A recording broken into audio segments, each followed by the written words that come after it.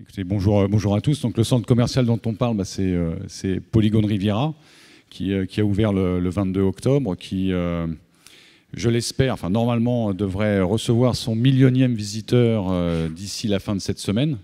Donc, à peine 4 semaines après l'ouverture, donc ce qui nous conforte dans un certain nombre de choix qu'on a fait pour Polygone Riviera et aussi pour pour l'ensemble de nos centres, pour notre portefeuille. Et je vais peut-être revenir rapidement un peu sur la genèse de la façon dont on travaille nos centres aujourd'hui. On a eu une grande révolution chez nous qui s'est opérée en fait 2008-2009, au moment où on a véritablement fait face à la crise de la consommation, où on s'est dit notre industrie est en train de changer, le monde est en train de changer, et il faut que l'on voit nos centres différemment, l'approche de nos centres complètement différemment.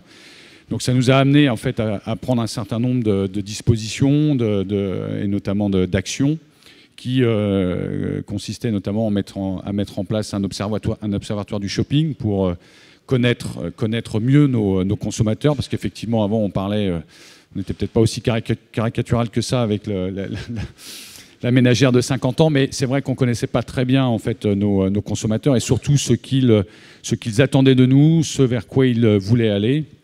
Et donc, on a mis en place cet observatoire du shopping avec Ipsos et qui nous a amené à nous poser beaucoup de questions. Donc, on a commencé effectivement par la consommatrice, puis ensuite on a parlé du consommateur, donc l'homme. On a aussi travaillé sur la famille et ça nous a amené à notamment se rendre compte qu'au-delà en fait de l'acte d'achat, maintenant le consommateur cherche une expérience, notamment. Donc, plus de 50% de nos consommateurs nous disent pour aller dans un centre, enfin, au moment où je vais faire du shopping, je vais aller aussi chercher une expérience. Plus de 60% d'entre eux nous disent, lorsque je vais aller faire du shopping, j'ai envie aussi d'être surpris, c'est-à-dire de découvrir des offres que je ne retrouve pas toutes les semaines ou tous les mois ou tous les ans dans le même lieu. Et donc, j'ai besoin de nouveautés, j'ai besoin aussi un petit peu d'exclusivité et j'ai besoin aussi d'avoir plus d'interaction. Que l'on voit en fait, notamment au travers du développement de nos sites internet, de nos pages Facebook, puisqu'aujourd'hui on a plus de 5,5 millions de fans Facebook avec qui on échange. Et hélas, on a beaucoup échangé ce week-end. Samedi, on a eu beaucoup d'échanges avec nos consommateurs. Et donc en fait, on est rentré dans un monde beaucoup plus d'échanges, d'interactivité, d'intégration, comme vous le mentionniez.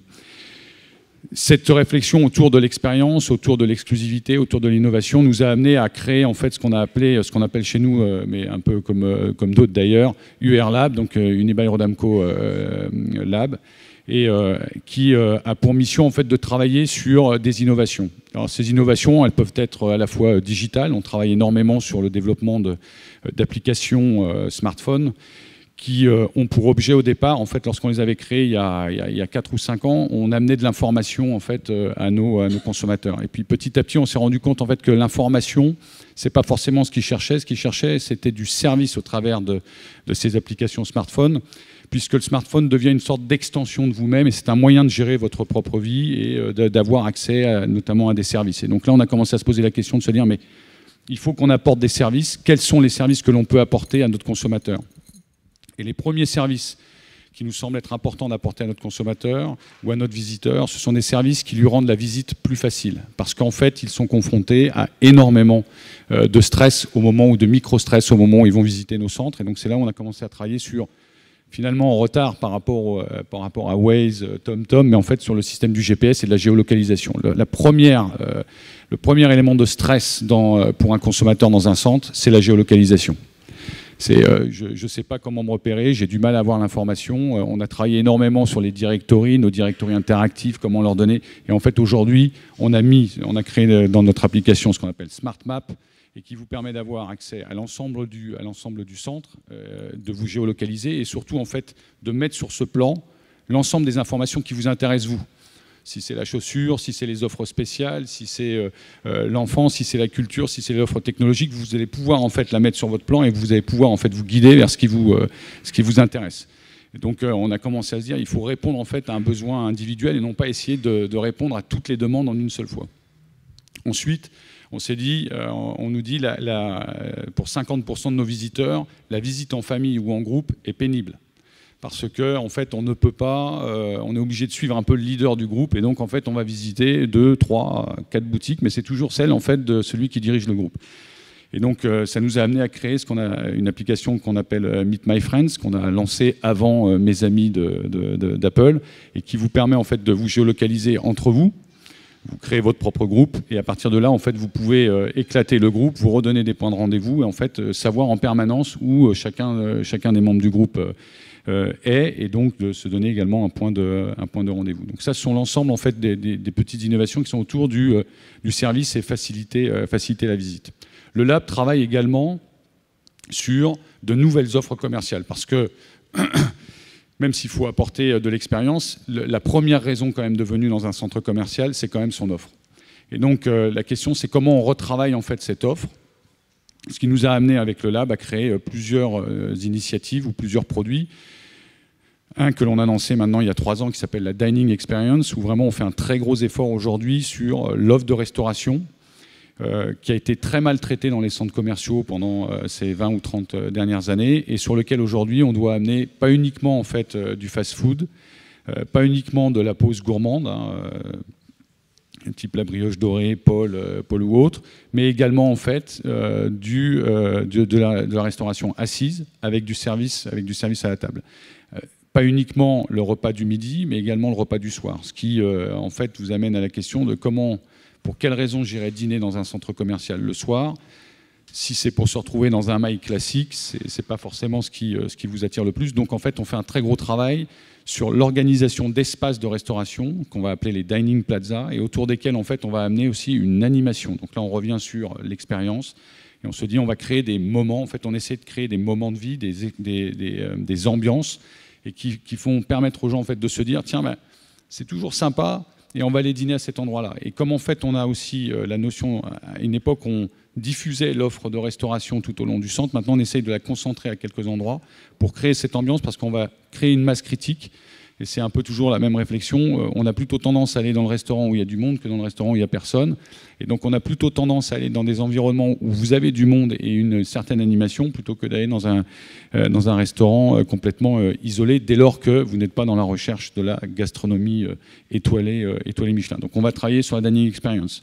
On va travailler également sur un produit qu'on a lancé l'année dernière à Las Glorias à Barcelone, sur ce qu'on appelle le fresh, qui est en fait l'offre alimentaire, le produit frais, revisité, pour sortir un peu de la tyrannie de l'hypermarché et de revenir en fait sur une offre de produits. Et là, on rejoint votre point sur les légumes moches, mais qui sont bons, et de se dire en fait il faut qu'on revienne aussi sur des produits de saison. C'est-à-dire pas uniquement en fait se dire on va vendre de la cerise ou de la fraise tout au long de l'année, vraiment rentrer avec des producteurs locaux, avec des indépendants, le plus souvent d'ailleurs, de travailler en fait sur une offre de produits de restauration et alimentaire, de saison, de qualité, et que vous puissiez à la fois acheter pour la ramener chez vous, ou alors la déguster sur place. Donc notre première expérience est à Gloriès, donc on l'appelle le El Mercat, et on est en train de travailler sur 17 centres sur notre portefeuille pour implémenter cette nouvelle façon finalement d'acheter les produits du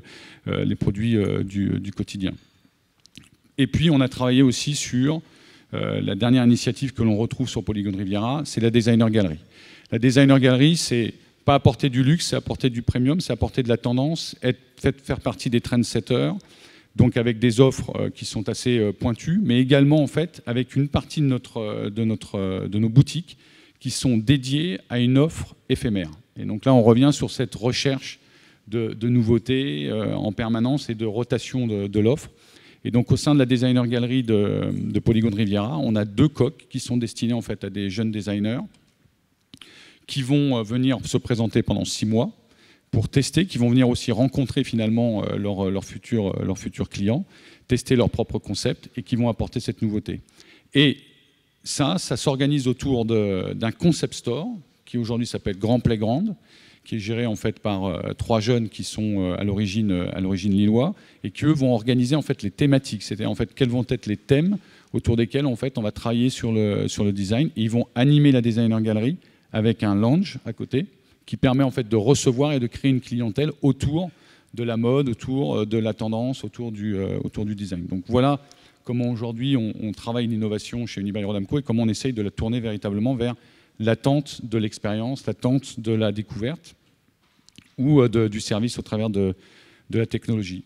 Et puis ensuite, sur le cas de Polygone Riviera, oui. le point particulier, puisque vous trouvez tous ces services, c'est également en fait son positionnement au cœur d'une agglomération et d'une zone touristique importante, et où là, la réponse qui doit être apportée si on veut aller chercher et bénéficier en fait de cette attractivité touristique, on est allé l'ancrer en fait dans le territoire et au travers de la légitimité. Donc on revient aussi, beaucoup d'enseignes aujourd'hui essayent de retrouver leur histoire et essayent de retrouver leur légitimité. Et notre légitimité à Polygone Riviera, c'est de se retrouver en fait sur un axe de la culture vers Saint-Paul-de-Vence. Et c'est pour ça qu'on a travaillé ce parcours culturel avec une dizaine d'œuvres fixes, contemporaines. C'est un centre commercial à ciel ouvert. C'est un centre commercial à ciel ouvert complètement, Lifestyle Mall, le premier en France, l'un des tout premiers en Europe de cette dimension. Et on a travaillé autour d'un parcours artistique avec un partenariat qu'on a mis en place avec Jérôme Sens, qui est le curateur du palais de Tokyo, un grand spécialiste de l'art contemporain, et qui va nous animer tout au long de l'année, à la fois ses œuvres fixes, mais également en fait créer des animations avec des expositions temporaires. Et là, on revient dans cette notion d'expérience et de nouveauté d'art contemporain, en s'appuyant en fait sur des relations avec les fonds d'art contemporain, soit régionaux, soit nationaux, et qui vont permettre en fait de se mettre au cœur d'un parcours culturel, touristique et d'accueil des touristes.